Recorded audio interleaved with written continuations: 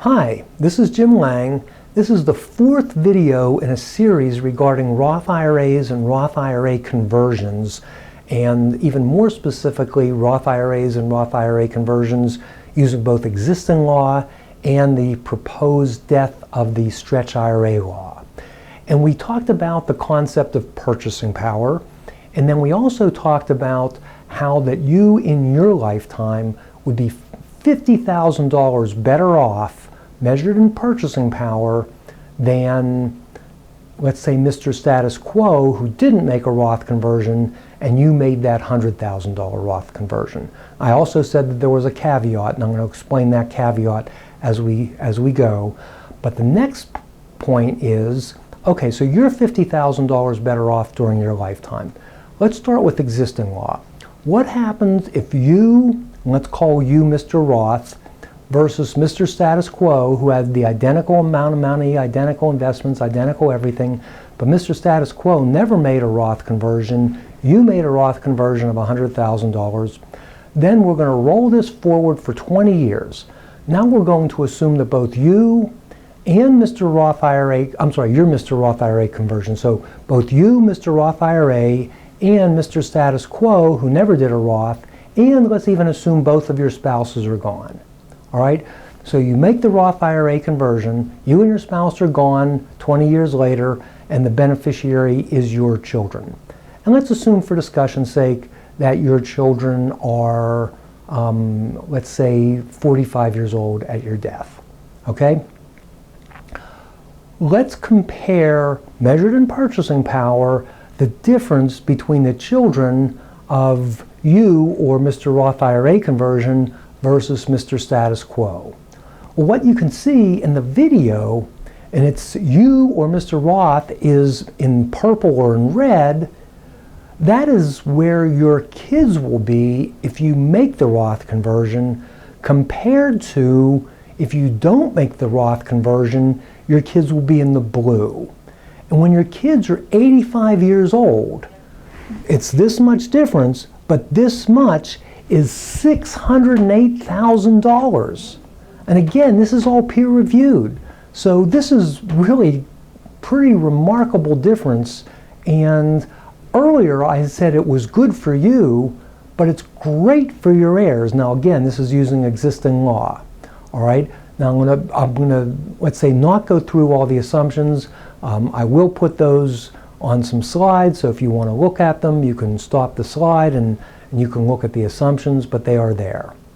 Now, let's assume that instead of leaving the money or the IRA or Roth IRA to your kids, that you skip a generation. Now, we would prefer that you do that through a concept called disclaimer, where you leave money to, let's say, kids equally, and then you give each child the right to, the legal word is to disclaim as much or as little of the IRA as they like to their children, that is your grandchildren, and presumably a well-drafted trust for the grandchild that may say something like health, maintenance support, a third at 25, a third at 30, a third at 35, or something like that.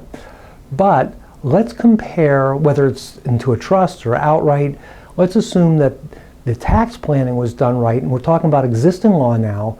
Let's compare the grandchild or grandchildren of Mr. Roth IRA conversion and the grandchild of Mr. Status Quo. Now again, the grandchild of Mr. Roth IRA conversion is going to be $8.9 million better off than the grandchild or children of Mr. Status Quo. So we have used multi-million-dollar Roth IRA conversions to literally create income tax-free dynasties for the children and even grandchildren of the IRA owner. We will talk a little bit more about that, but I do have to be fair and have to talk about full disclosure. So in the prior video, I said that you yourself were better off by $50,000. And again, peer-reviewed, it's right. And your kids are better off by $600,000, and your grandkids are better off by $8.9 million. And I had all the assumptions, at least most of them. I think I've shown all the assumptions up to now. To be fair, though, we have to really if I really want to come up with the true concept of purchasing power, I have to do it in 2017 dollars. All right. So when your children are, let's say, in their 80s, with a likely expected significant increase in inflation, for example, your grandkids aren't really going to be $8.9 million better off, as it shows in the slide. In today's dollar, they're $838,000 better off. Your kids aren't going to be $608,000 better off, they're going to be $160,000 better off. And you yourself, measured in purchasing power, taking inflation into account on the $100,000 conversion, is not really $50,000, it's really $28,000. So there I am assuming a 3% inflation rate.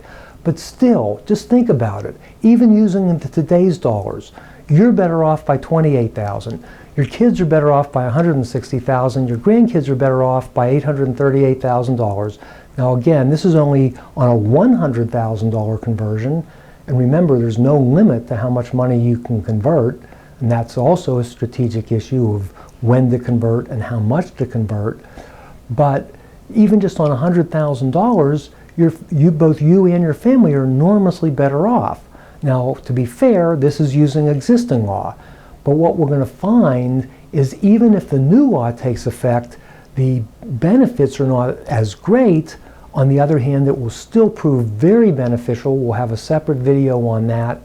And the point is that the Roth IRA conversions, and we are big believers in running the numbers, meaning quantifying and figuring out how much you should convert, when you should convert, and then there's a few other strategies involved. But anyway, after running the numbers, to come up with a long-term Roth IRA conversion plan is one of the great opportunities for IRA owners, and is probably the most missed and what I think is relatively obvious opportunity to create significant additional wealth for both you and your family. I hope this series is helpful. We are going to, in our next video for Roth IRA conversions, talk about some of the specific strategies that we are using. Thank you.